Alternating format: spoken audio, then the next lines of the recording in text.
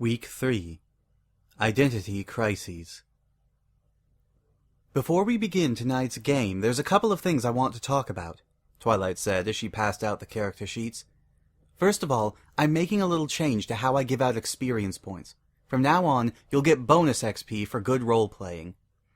That's certainly generous of you, darling, Rarity said. I feel like I've been stuck at level 9 for ages. The others nodded and chanted their agreement, but Twilight held up a hoof to interrupt them. Actually, if you keep playing the same way you've been doing, some of you won't be getting any bonuses at all. The only one who's been making an effort to roleplay properly at all is Rainbow Dash. I don't get what you're saying, Twi, said Applejack. Indeed, I'm afraid I don't understand your concern either, said Rarity.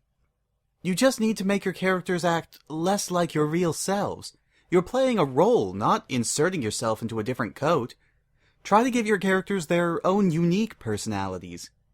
Oh, I get it, Pinky exclaimed. So, instead of acting like me, I should act like not me when I'm acting like Swirly, because even though Swirly is me, she's not supposed to be me, and I'm not really— Pinky! The other 5 yelled in unison, along with Spike, who had settled in the corner to read his latest comics while the mares played their game.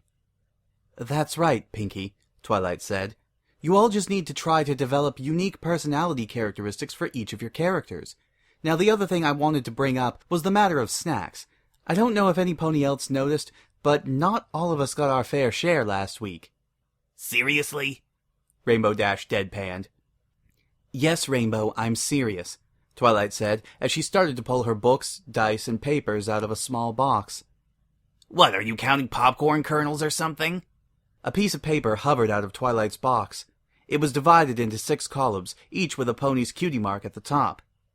As a matter of fact, Forget I asked, said Rainbow, her voice muffled by the hoof pressed to her face. Twilight grimaced, but pressed on. As I was saying, before you all arrived, I counted the cheesy hay chips in the bowl, and there are exactly 37 for each of us. I want you all to keep count and not go over that limit. She was answered by silence and 5 blank stares. Twilight? Fluttershy said after a long pause. Yes? Wouldn't it make more sense for us to each bring extra snacks? Oh, I guess it would. After faltering for a moment, Twilight quickly recovered. But for tonight, we only have the 1 bowl of snacks, so we need to ration it out. Starting next week, we can all bring something. Before the others could reply, Twilight levitated her screen into place and opened her books. Now, let's get started. After your last adventure, you've been enjoying some downtime in the newly constructed Temple of Trixie. Having been present at the ascension of the new deity, you have been acknowledged as prophets and are treated with special honors. As a new day dawns, you are each awakened by a knock on your door. I get up and answer it, Rainbow said quickly. No, you don't, Twilight answered. Rainbow leaned forward, staring at Twilight through narrowed eyes. Why not? Twilight met her gaze, but counterpointed Rainbow's scowl with a smirk. Because your new character hasn't been introduced yet. Rainbow blinked, breaking the eye contact, and retreated back to her seat. Oh, right, she muttered. Anyway... As the first rays of sunlight peeked through the open window, Swirly Sparks was rudely awakened by a knock at her door. I hears you, she said gruffly as she climbed out of bed. Using her magic, she ran a brush through her mane, which had changed from pink to orange overnight, and put on a purple coat. Finally, she reached out with her magic and opened the door, revealing one of the younger acolytes, a chubby blue colt with a pair of scissors for cutie marks. Good morning, your prophetess, he said. What you want? Swirly snapped, scowling at the intruder. The colt backed away from the door slowly. It's time to wake up, Miss Sparks. I wakes up when I choose to wakes up. You hears me, you little brat? What? Pinky said in response to the stares she was getting from all sides. You said to not act like me. But Swirly has an intelligence score of 19, said Twilight. She needs to sound appropriately smart. Pinky leaned back and crossed her forelegs. How do you know some pony with 19 intelligence wouldn't talk like that? Do you have 19 intelligence? Pinky, I don't have an intelligence score at all, Twilight shouted. She slammed a hoof on the table to emphasize her point, causing her screen to fall over. Her magic lifted it back in place, but in the split second it blocked her vision, Pinky disappeared. You really shouldn't be so hard on yourself, Pinky said from beside Twilight, throwing a foreleg over her withers. You're the smartest pony I know. I'd say your score is at least a 12, maybe even a 13. Forget it, let's get back to the game. As the first rays of sunlight peeked through her open window, Lighthooves' meditation was interrupted by a knock. "Enter!" She did not turn to look, but the hoof falls were light, indicating a young filly or colt. She stood up as the young Trixian acolyte nervously approached. The rising sun's light reflected off of her armor, casting a golden glow over the room as she turned around to find a lanky unicorn colt with an amber coat. "Good morning, Snails. You need something, Sugar Cube? Pardon me, Miss Prophetess, who doesn't sound much like a paladin, but you have never heard my name. Did you receive a divine message of our magnificent goddess, the great and powerful Trixie?" "Have I mentioned that I still hate you for that?" said Rainbow. "Don't blame me," said Twilight. "Blame the dice."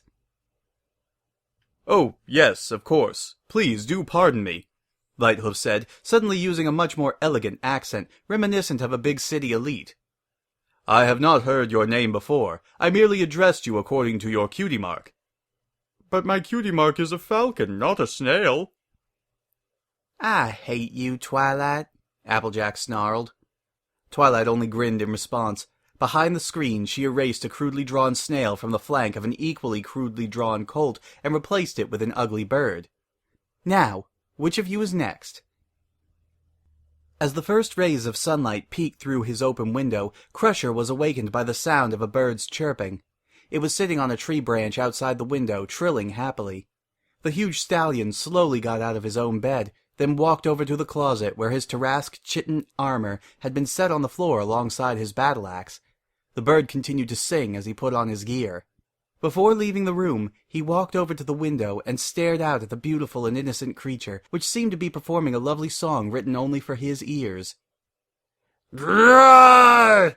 he roared, startling the bird into taking flight. In the hallway, a small hoof stopped just short of knocking the door, and the acolyte slowly backed away. The entire table went completely quiet. Even Spike had looked up from his comic and was staring. Fluttershy looked into the confused faces around her, and with each one she shrank a little more. "I didn't see that coming. Nice job, Fluttershy," said Twilight, an exuberant smile painted across her face. "I feel dirty." As the first rays of sunlight peeked through her window, Noble Gem yawned and stretched. Though she would have preferred to stay in bed a while longer, an insistent knocking at the door took that possibility off the table. With a gentle sigh, she put on her slippers and opened the door. The sight of a young priestess in acolyte robes, as blue as all the others, but lacking the embroidered stars on the robe of the full-fledged clergy, greeted her on the other side. Bowing, the filly said, "Good morning, Prophetess Noble Gem." Noble Gem rolled her eyes at the gesture. "Morning, kiddo. You here for a story? Or a song? Or are you just here to call me down to breakfast?" Just breakfast, I'm afraid, my lady." "That would be lovely. I'm positively famished," Noble Gem said, only to frown and scoff a moment later. "Oops, I mean, that's great. I'm really hungry." "Excellent.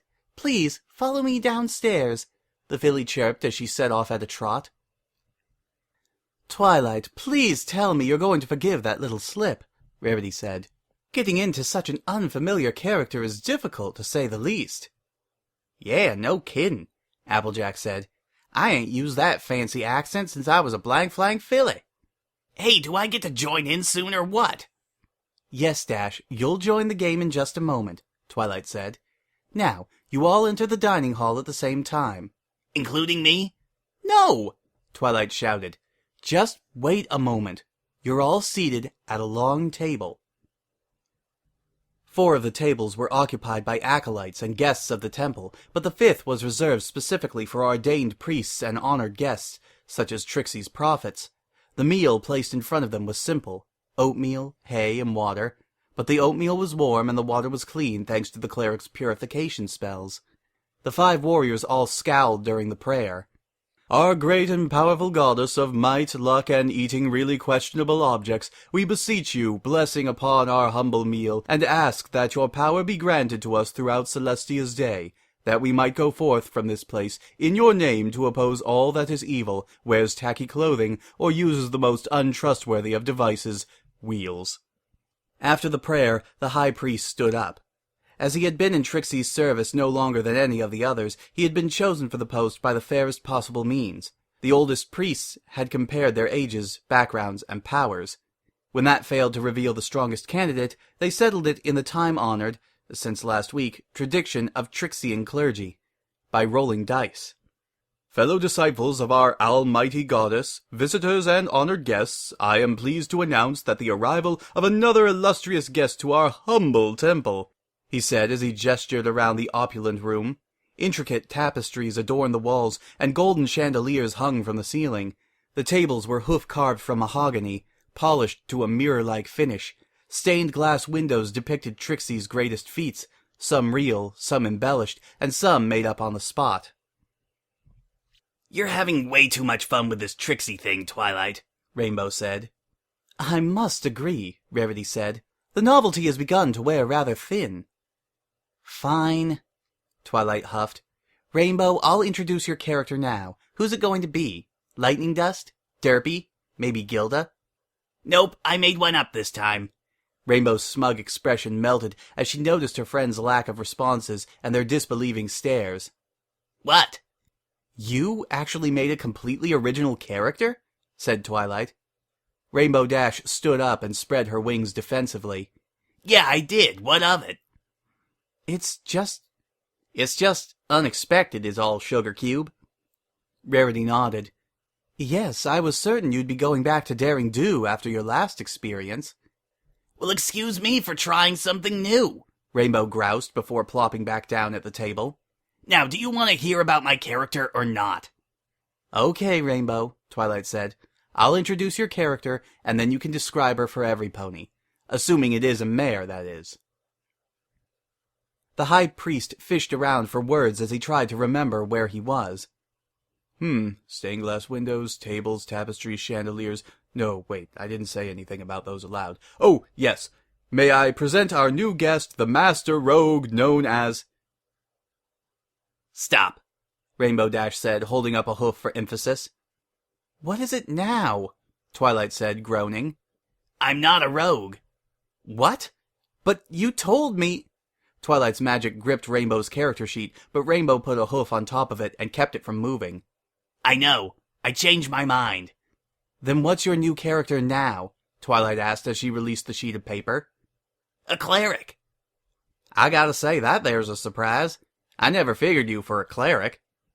Rainbow turned toward Applejack, but found her vision full of Pinky's muzzle.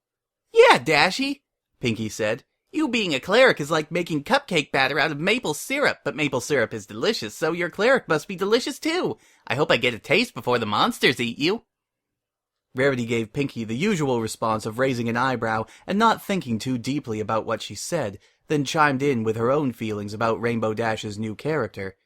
"I must say, a cleric is certainly an odd choice for you, but I have every confidence in your ability to break the game, or at least not drag us all down when you get killed, so I'm fine with it." Fluttershy's only contribution to the discussion was a meek, "Oh my." "See, Twi? They're all cool with it, sorta." Rainbow turned back to the dungeon master to find her wide-eyed, frantically rifling through her papers. "What's wrong?" "What's wrong is that I thought you were going to be a rogue again, so I designed this game's challenges around the party having one. If there's no pony to pick locks and disarm traps, there's no way you can possibly win." A thoughtful silence descended over the table, broken only by the occasional turn of a comic page in the corner, the crunching sound of a cheesy hay chip being eaten, or the scratching of Twilight's quill as she recorded who had eaten it. It was Rainbow who finally spoke. "I think I have an idea, but I'll need your help, Fluttershy. Or rather, I'll need Crusher's help." "What do you mean?" said Fluttershy. Rainbow leaned in close and whispered in her ear. Fluttershy's eyes opened wide and she said, "Oh, no. I couldn't possibly do that." "Trust me, it'll be awesome. If we don't do this, the whole game could be ruined because of how long it would take me to make a new rogue from scratch." Well, yes, but... Fluttershy hesitated, but after closing her eyes and taking a deep breath, she said, "Okay, I'll do it." Game on, Twilight, Rainbow exclaimed. Introduce me as a cleric, and watch us be awesome. Excuse me, I meant to say the cleric known as... Holy Roller, at your service, my children. The interruption came from a brown-coated earth pony mare with a bright yellow mane who had walked up beside the high priest. Holy Roller, are you The high priest coughed and started over. Welcome to the magnificently humble temple of our beloved goddess. Please join us for breakfast. You can sit with those 4 adventurers whom you've never met before, but should bond with quickly enough to go questing with them. As she sat down, the priestess nodded to the others. Hello, my children. I am Holy Roller, a cleric of the Order of Celestial Light. Greetings, Sir Holy Roller. I am Lighthooves, a paladin of the Order of Celestial Light. I'm Noble Gem, a bard. Calls me Swirly Hot Flanks. I be a mighty sorceress with a bad attitude. Me Crusher. Crusher get mad and hit things. Crusher happy to meet you. Holy Roller grinned at her new friends as her breakfast was placed on the table. Why, it is just as the high priest said. I feel an instant connection to you fine adventurers, and I desire to go on quests with you. The quintet entered the high priest's office. He stood with the back to them, staring through the window at the snow-capped peaks of the problematic mountains, which appeared at the edge of the horizon, jutting above the treetops of the distant forest of constant danger. "What you want with us, Pops?" Swirly said. Lighthoof smacked the back of her head as the high priest turned around. "Swirly, that's no way to talk to our host." "It's quite all right, noble paladin," said the high priest. "I have called you all here on a matter of grave importance. There is a storm gathering to the east." "Och, you should call a Pegasus for that, Pops. We ain't weather patrol," Swirly grumbled. The high priest sighed and shook his head. "A metaphorical storm." "Then you gets a metaphorical weather pony to do it." "Pardon me for interrupting, Swirly," Holy Roller said patiently. "But I believe that the high priest is simply saying that there are troubles in the land which must be addressed." "Exactly," the high priest said quickly, cutting off Swirly's attempt to reply. "Now, the quest which I am hoping you will agree to undertake is a journey to a lost tomb." "And where the hay?" Swirly's remark was cut mercifully short as Noble Jim shoved a hoof into her mouth. "And where is this tomb?" said Noble Jim. "East," the high priest answered. Noble Jim stayed silent for a few seconds, but when the high priest didn't say anything else, she spoke up again. "Could you be a little more specific?" "No." Noble's eye twitched. "Why not?" The high priest shrugged and said, "Because I don't know. It is a lost tomb, after all." As the others sighed, Lighthoof stepped forward. "Your Grace, we really must be given more to work with than a lost temple to the east. Perhaps you could tell us its name?" "Nope. Lost." Crusher think you holding out on us. Make Crusher happy, or Crusher get mad and break head. The large black pony loomed over the high priest. "I can't believe you succeeded in picking up his hidden motive," Twilight said. "Let's see if you can intimidate him into telling you more." Fluttershy rolled the die again. "Is 24 enough?" Twilight rolled a die behind her screen. "Yeah, that'll do it. The high priest tells you about a legend he once heard. In the legend, Clover the Clever defeated an army of griffins and minotaurs by freezing them and imprisoning them in a secret tomb. While he doesn't know exactly where the tomb is, he thinks you should be able to find it by following the cold wind blowing in from the east." "Why would he try to hide that from us?" asked Fluttershy. "Good question," Twilight said. "You'll have to find that answer later, though." After several days of traveling through grassland that had inexplicably transformed into tundra, the 5 adventurers arrived at a gaping entrance to a long-forgotten tomb. The rubble around the area suggested it was recently blown open from the inside. Holy Roller stepped into the icy gale blowing from deep within the tomb. She stepped back a moment later, shivering and covered in frost. Swirly, my child, we would all appreciate it greatly if you were to help with this. With a sigh, Swirly fired up her horn and cast an enchantment across the entire party. In an instant, all the snow and ice clinging to them evaporated. You happy now, Holy Roller? Much better. After you, my dear fellow. Holy motioned for Crusher to take the lead. Wait a moment, Noble Gem said, stepping in front of Crusher. If there might be traps, I should go first. I may not be as good as a real rogue, but I might be able to spot a few. No, allow Crusher to display his versatility, Holy Roller countered. As Crusher stepped around the bard, Holy fell in line behind the barbarian, keeping a generous distance. The others followed closely behind her. A click announced the first trap as Crusher's heavy hoof pressed a concealed switch. While the others watched from behind, a hail of arrows rained down upon him from all sides. The bombardment ended after a few seconds, and the barbarian turned around to face the rest of the party. Found trap. You can't be serious, Twilight said. Rarity tilted her head around to get a good view of Fluttershy, who was blushing furiously at the grinning Rainbow Dash. That's completely insane! What were you thinking? Applejack smirked and leaned in closer to the others. Wait a second, y'all. I think I get it. How much damage did you take? 3, Fluttershy whispered. That's it? Shouted the rest of them, minus Rainbow Dash and Applejack. Yeah, that's right. I'm a genius.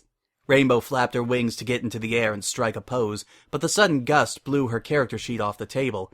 She rubbed the back of her head and laughed awkwardly as she floated back down. Whoops. Sorry. So much for all that genius, hooey, Applejack grumbled as she picked up the papers near her. Twilight cleared her throat as she picked her screen up from the floor and levitated it back into place. Anyway, you still have another problem to work out. Maybe you can get through the traps, but you still don't have a way to get through locked doors. And guess what? After you get past the arrow trap, there's one right in front of you. Darling, I think we have more than enough options, Rarity said. I can attempt to pick the locks, and even if I fail, Pinky can cast an unlocking spell. Pinky, do you have that spell? Twilight asked. Nopey dopey, Pinky said as she popped a cheesy hay chip into her mouth. Twilight smirked, and she turned her attention back to Rarity. And do you happen to have a set of thieving tools? No. Then I guess you're stuck.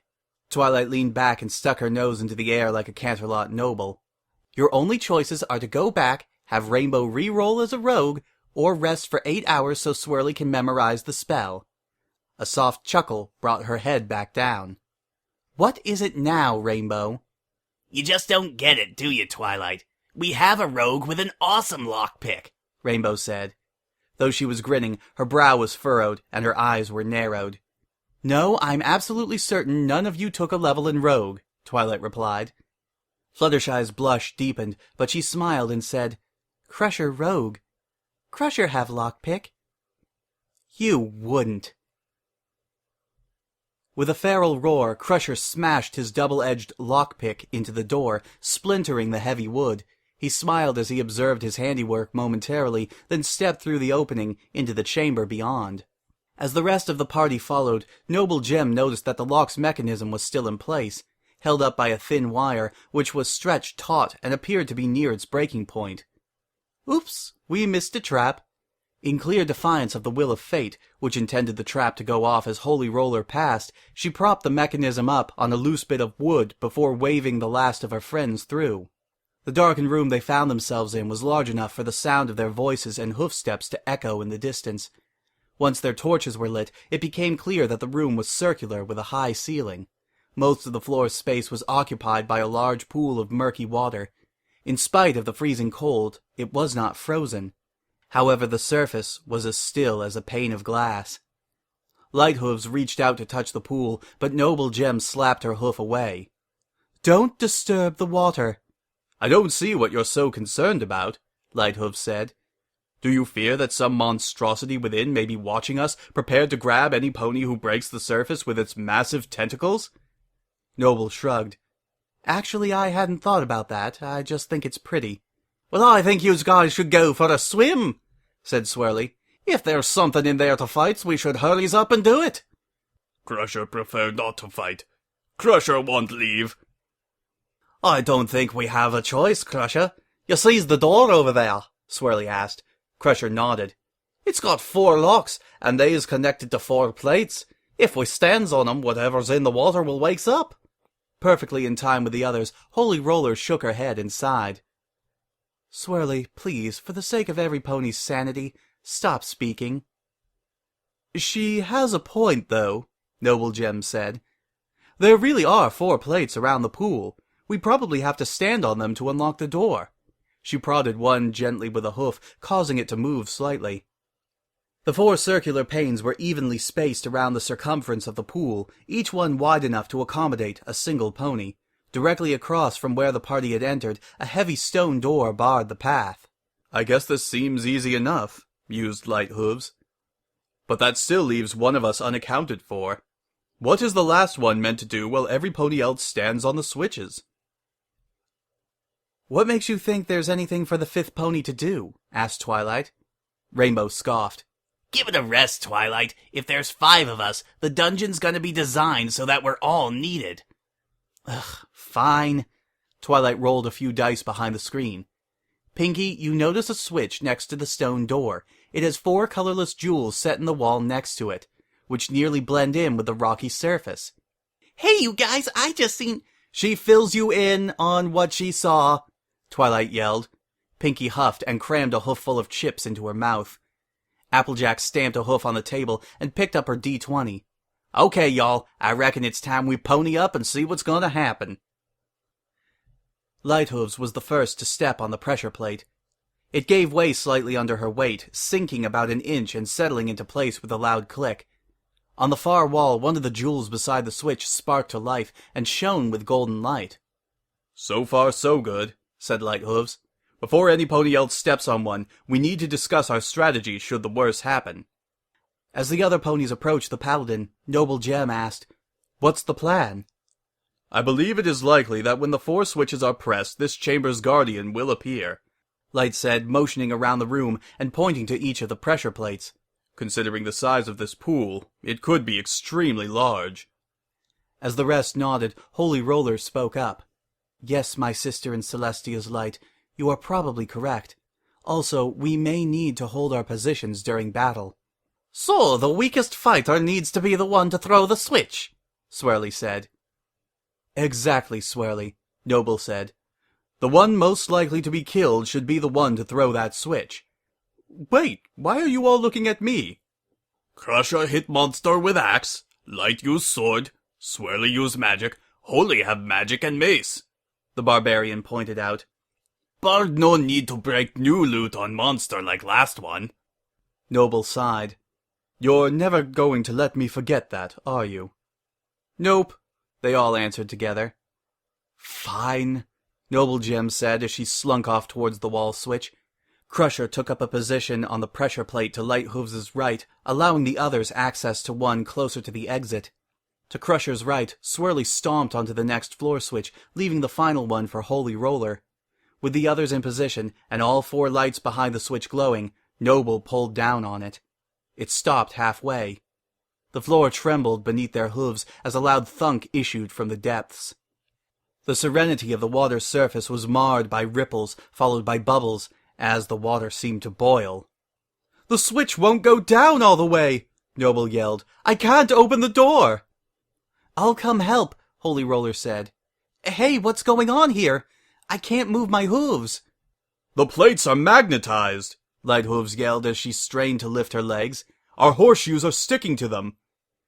Noble lifted her legs experimentally. I'm still free over here. Oh, glad to hear's it, Swank Flanks. We're gonna need your help if we're gonna fight that thing. At that moment, a huge head broke the surface of the water. It looked vaguely like a pony, but instead of a fur coat, it was covered in oily green scales. In place of a mane, a spiked fin stood straight up. Its teeth were as sharp as knives, and its eyes, each the size of a regular pony, were colored of blood.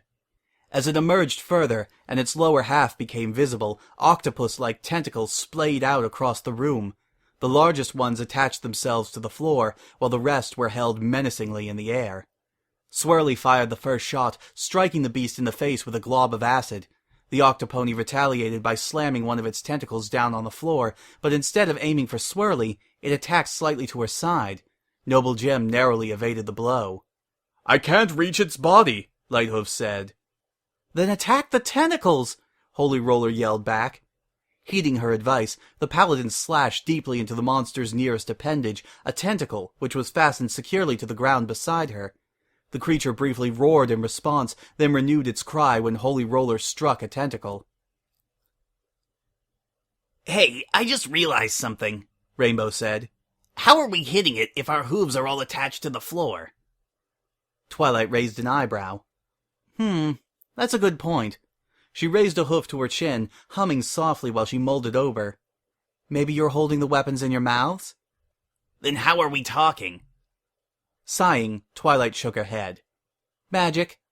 Seriously? You can't think of anything better than that? Dash countered. Would you prefer to say that you have an experienced tongue? Magic it is. Despite the other's attacks, the beast's gaze was still locked onto the bard. In an attempt to transfer its attention to some pony else, she ran towards Crusher. After she finished moving, her lute's music filled the air. Crusher, for his part, hacked away at a tentacle. Swirly focused her attention on the same one, firing a bolt of crimson energy at the axe wound. Despite the damage done by the others, the octopony turned once more to face Noble Gem, and slapped at her again. The blow knocked her to the floor, flat on her belly, and the tentacle curled to grip her. She rolled to her side, however, narrowly avoiding it. "I thought I was supposed to be safe!" she yelled. Lighthooves and Holy Roller continued to strike it, but instead of joining the attack, Noble Gem ran around the room once more, and took up a position on the opposite side, next to the cleric.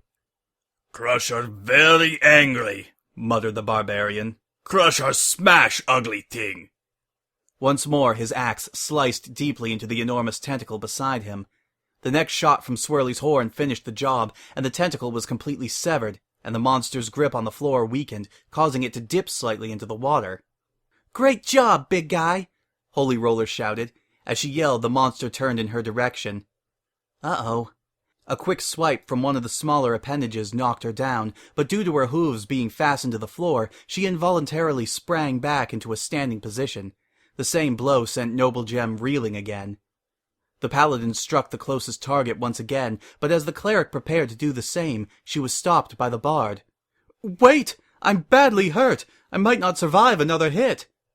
"Oh, all right," Holy Roller said.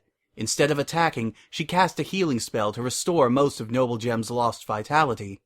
The bard immediately picked herself up and sprinted around the room again, stopping halfway between Crusher and Swirly. "Oi, wait a minute," said Swirly as she watched Crusher take a swing, but missed due to the monster's main body being out of reach. "I got an idea. It's only chasing after Noble Gem, so if I makes her invisible, it might stop attacking." "Do it!" the others confirmed. "Good thing I thought I might need this spell. Yo, NG, heads up!" Swirly's horn flared, causing Noble Gem to vanish. The reaction from the beast was immediate. It rotated its head all the way around the room, searching for Noble. When it couldn't find her, it released its tentacles from the floor, one at a time, and attached them higher on the walls, lifting its bulk out of the water completely. "What in tarnation?" Light exclaimed. "I mean, why is it climbing?" High up above their heads, well outside the range of their weapons, the octopony came to a stop. "So, it's just gonna stay up there?" Holy asked. "Why it no attack?" Noble Gem's voice came from somewhere near Crusher. "I don't understand either." When she spoke, the monster shifted slightly. "Is it only after me?" It moved again. Light turned to the sorceress. "Swirly, can you take the invisibility off of her?" "Nope. Once she disappears, I can't bring her back. The spell needs to wear off on its own. It'll just take a minute or two." Applejack leaned back and stretched her neck. "I reckon we should take a minute to strategize." "Sounds good," Rainbow said. Rarity tapped rhythmically on the table with one of her hooves as she thought about it. It seems to me that hacking away all the tentacles won't actually kill the octopony.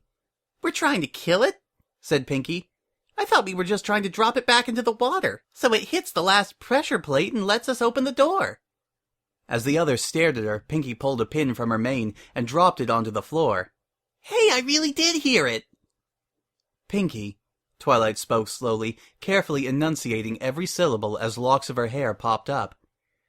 How in Equestria did you know about the last plate? No pony had spotted that yet. Just a hunch. The octopony suddenly released its grip on the walls and fell back down. In one quick movement, it bit Swirly's head off, then began using its tentacles to pound her remains into paste. Okay, fine, that didn't really happen.